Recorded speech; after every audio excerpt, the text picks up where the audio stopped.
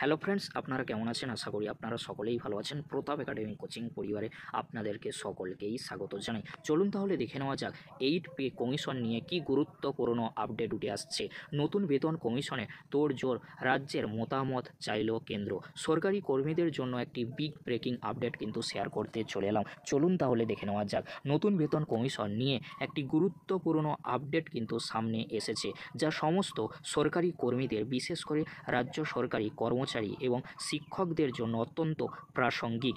লোকসভায় একটি প্রশ্নোত্তর পর্বে নতুন বেতন কমিশন সংক্রান্ত বিভিন্ন প্রশ্নের উত্তর দেওয়া হয়েছে, যা থেকে বেশ কিছু গুরুত্বপূর্ণ তথ্য উঠে এসেছে।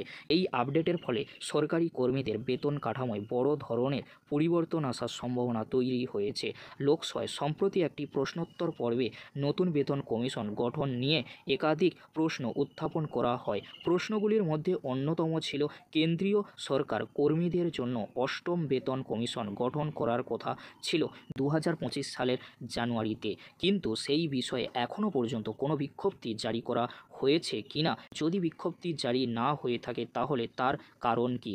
8ম কেন্দ্রীয় বেতন কমিশনের চেয়ারম্যান এবং সদস্যদের নিয়োগ কবে করা হবে এবং তাদের কাজের শর্তাবলী কী হবে? সংশোধিত বেতন কাঠামো কবে থেকে কার্যকর করা হবে? কেন্দ্রীয় সরকারের কি প্রতিক্রিয়া উঠে এসেছে? এই প্রশ্নগুলির উত্তরে কেন্দ্রীয় সরকার জানিয়েছে যে 8ম কেন্দ্রীয় বেতন কমিশন গঠন করার সিদ্ধান্ত নেওয়া হয়েছে। এই বিষয়ে বিভিন্ন প্রধান অংশীদারদের কাছ থেকে মতামত চাওয়া হয়েছে। এর মধ্যে রয়েছে প্রতিরক্ষা মন্ত্রক, স্বরাষ্ট্র মন্ত্রক এবং কর্মীবর্গ ও প্রশিক্ষণ বিভাগ। সবচেয়ে গুরুত্বপূর্ণ বিষয় হলো সমস্ত রাজ্য এবং কেন্দ্রশাসিত অঞ্চলগুলির থেকেও মতামত চাওয়া হয়েছে। এর থেকে স্পষ্ট যে কেন্দ্রীয় সরকার নতুন বেতন কমিশন গঠনের ক্ষেত্রে রাজ্য সরকারগুলির মতামতকে গুরুত্ব দিচ্ছে। কেন্দ্রীয় সরকারের পক্ষ থেকে আরও জানানো হয়েছে যে সরকার আনুষ্ঠানিকভাবে কমিশন গঠনের বিজ্ঞপ্তি জারি করার পরেই চেয়ারম্যান নিয়োগ করা হবে।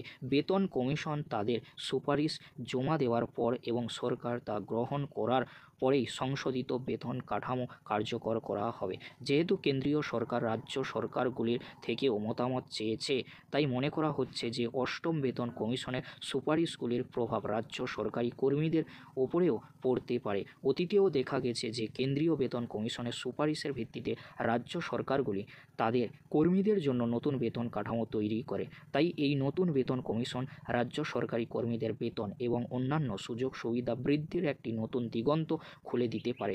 এই মুহূর্তে সমস্ত সরকারি কর্মীরা অধীর আগ্রহে অপেক্ষা করছেন যে কবে নতুন বেতন কমিশনের চেয়ারম্যান এবং সদস্যরা নিযুক্ত হবেন এবং কবে থেকে এই নতুন বেতন কাঠামো কার্যকর হবে। আশা করা যায় খুব শীঘ্রই এই বিষয়ে আরও স্পষ্ট তথ্য পাওয়া যাবে।